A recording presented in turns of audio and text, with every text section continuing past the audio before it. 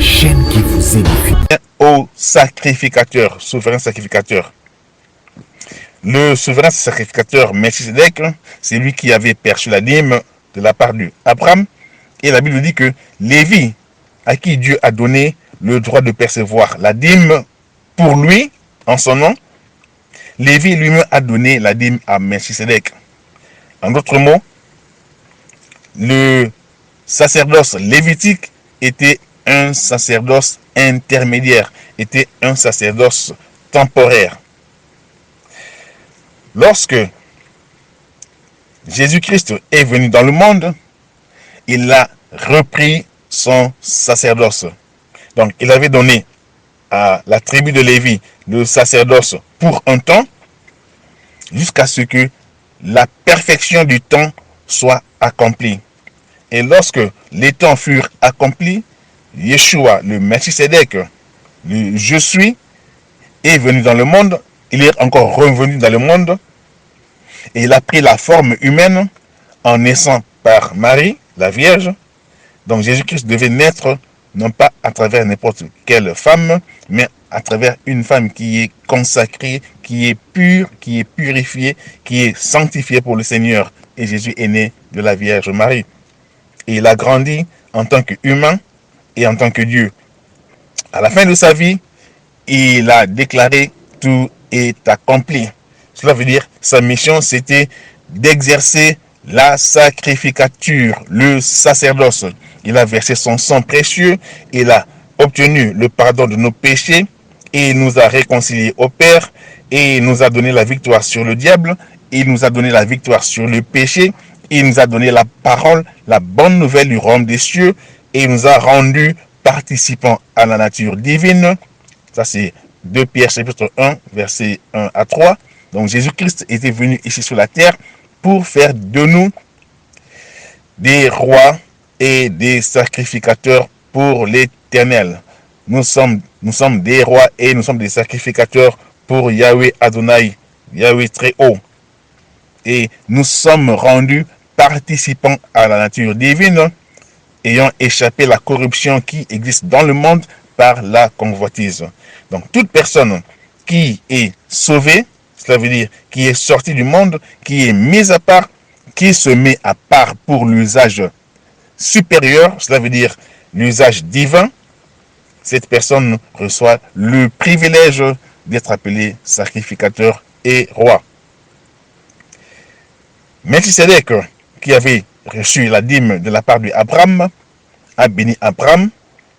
Et la Bible ne nous dit pas que Abraham donna encore la dîme une autre fois, ou chaque dimanche, comme les pasteurs le font, ou chaque mois, comme les pasteurs le font. Ils volent et ils trompent au nom d'Abraham, ils volent et ils trompent au nom de la Bible, et ils ne connaissent pas les Écritures, ils ne connaissent pas la pensée du Seigneur, ils n'ont pas la révélation des Écritures. Que le Seigneur nous ouvre les yeux pour voir, que le Seigneur nous ouvre l'intelligence pour comprendre. Comme les disciples d'Emmaüs qui marchaient après la résurrection de Jésus-Christ et qui se lamentaient, nous ne savons pas où est le corps de notre Seigneur et ainsi de suite.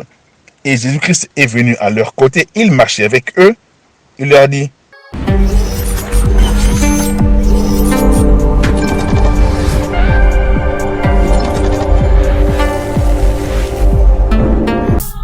HP Media, la chaîne qui vous édifie.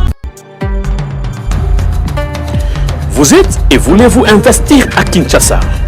Voulez-vous réjouir de vos business? L'opportunité à ne pas rater.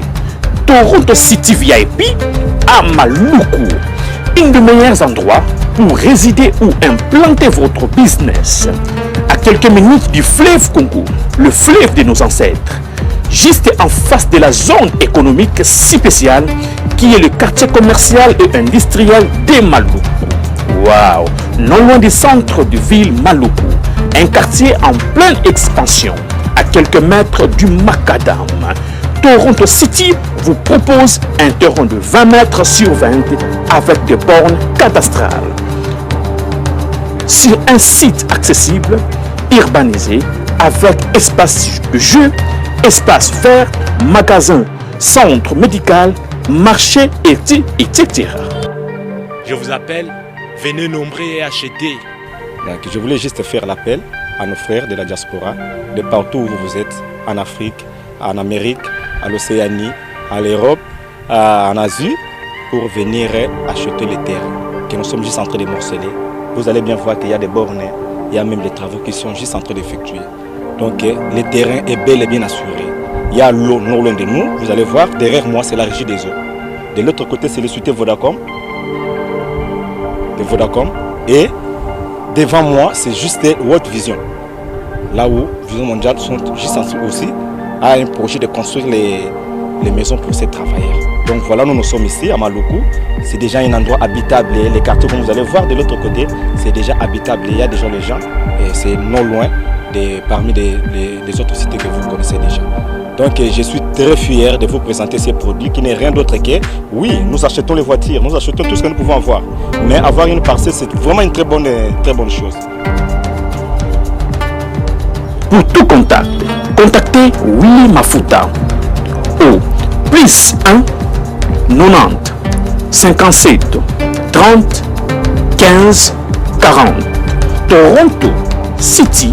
Waouh, les 4 qui nous réservent l'avenir de demain. Vive le Congo, vive Kinshasa. HP Media, la chaîne qui vous édifie. Shalom, shalom bien-aimés dans le Seigneur, c'est moi le pasteur Lucien. Nous parlons du 7e chapitre du livre d'Hébreux, Hébreux chapitre 7. Le livre d'Hébreux, c'est un livre tellement intéressant. Le titre, c'est Hébreux. Hébreux veut dire le peuple de Yahweh. Le peuple à qui le Seigneur s'est révélé. Le peuple à qui le Seigneur a donné les lois. Le peuple à qui le Seigneur a donné les prophéties. Le peuple par qui le salut est venu. Alors, ce livre ou ces écrits ont été adressés à un peuple qui connaissait déjà Adonai et qui connaissait les principes de Adonai et qui connaissait comment Adonai fonctionne. Alors, nous commençons par voir le sacrificateur appelé Melchisedec, qui est sans généalogie, qui est sans père, sans mère, sans famille, on ne connaît pas son village, et il est dit qu'il vit éternellement. Or, nous savons que celui qui vit éternellement et qui est sacrificateur, c'est Yeshua. Alors, Abraham, lorsqu'il revenait de la guerre, le Seigneur lui a donné la victoire, le Seigneur lui a donné la gloire, la victoire sur les rois ennemis. Et Abraham a pris le butin de guerre. Il a pillé les rois ennemis et il a ramené tout chez lui.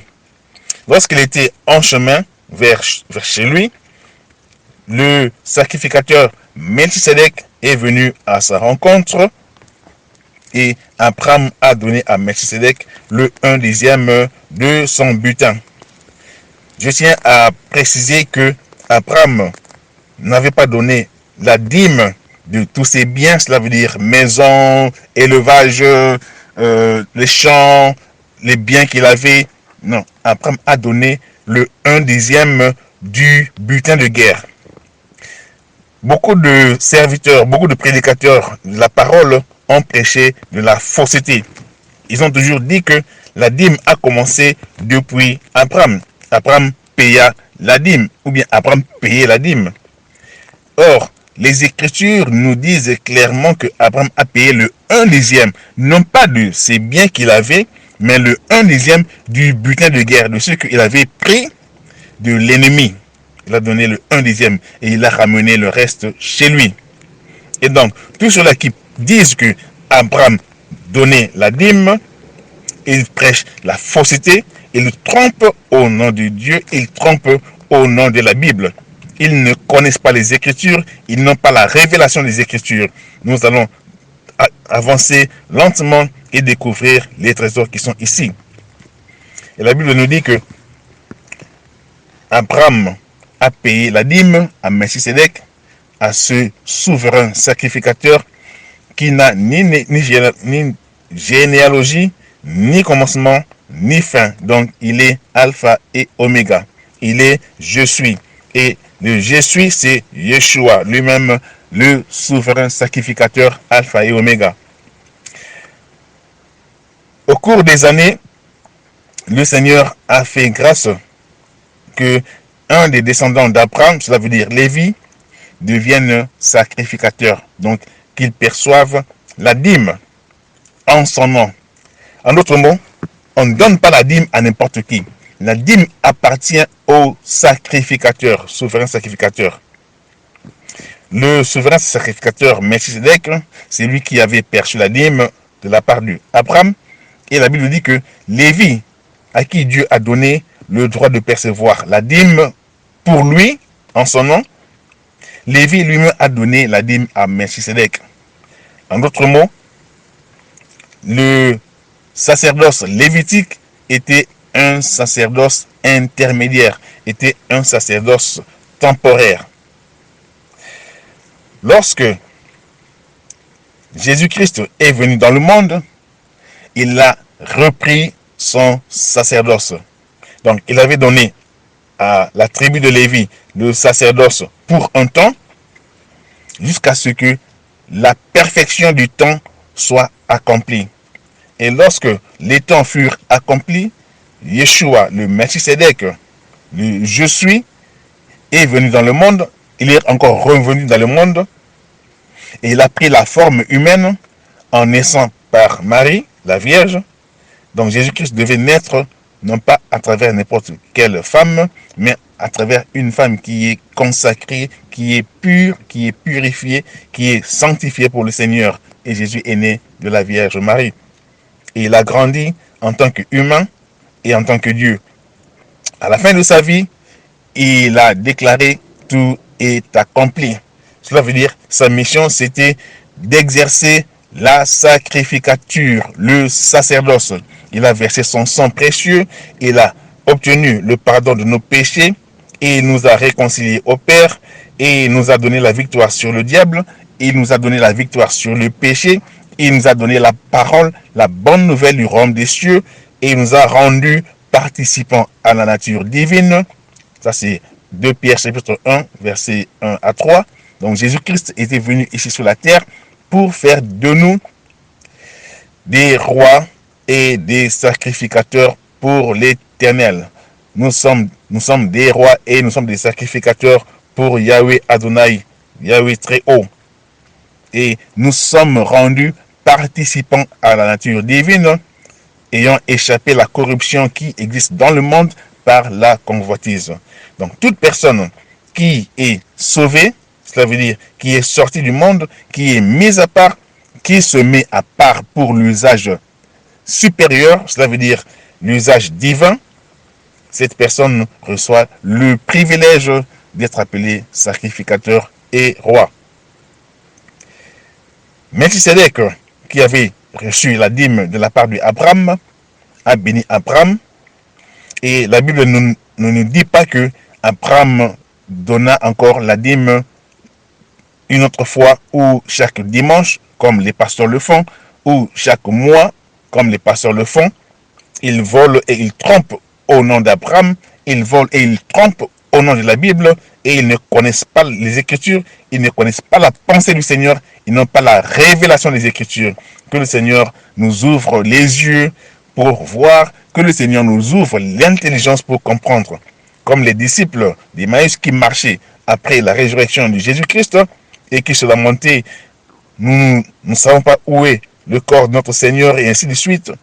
Et Jésus-Christ est venu à leur côté, il marchait avec eux, il leur a dit, de quoi parlez-vous? Oui, mais tu ne connais pas ce qui s'est passé, Notre Seigneur, Jésus, l'innocent, a été crucifié, il a été tué, ainsi de suite. Et Jésus leur a expliqué les Écritures. Jésus leur a ouvert les yeux. Il y a beaucoup de personnes qui lisent les Écritures, mais leurs yeux sont voilés, comme Paul l'a dit. Beaucoup, quand ils lisent Moïse, leurs yeux sont voilés. Ils ne comprennent pas les Écritures. Mais ce voile est ôté lorsqu'on est en Christ Jésus. Je prie que Jésus-Christ soit vraiment le maître de ta vie, que Jésus-Christ puisse enlever le voile devant tes yeux. Alléluia, alléluia. Yahweh est bon, Dieu est merveilleux. Jésus-Christ, le grand souverain sacrificateur. Avant que la sacrificature ou le sacerdoce de Lévi commence, il y avait des principes, il y avait des lois. Et lorsque le sacerdoce lévitique a été inauguré, c'est venu avec des lois et des cérémonies. Lorsque Jésus est revenu en tant que souverain sacrificateur éternel, les lois ont également changé. C'est ce que la Bible dit. Lorsqu'il y a changement de sacrificature, de sacerdoce, il y a nécessairement changement de loi. Et donc, la loi de 1/10 a été abolie parce que Jésus-Christ n'a pas perçu le 1/10 de la part de quelqu'un et Jésus-Christ n'a pas non plus recommandé à quelqu'un de payer 1/10. Beaucoup de gens se servent de ce verset où Jésus dit, vous payez la dîme de la menthe, du cumin, et ils prennent ce verset pour dire que Jésus-Christ a permis à ce que les gens payent la dîme. Oui, Jésus a dit cela parce qu'ils étaient encore sous la loi lévitique. Mais quand Jésus à la croix a crié, tout est accompli, la loi lévitique a été abolie, les lois antérieures par rapport à la religion et au sacerdoce ont été abolies, et Jésus a inauguré une nouvelle alliance, l'alliance éternelle.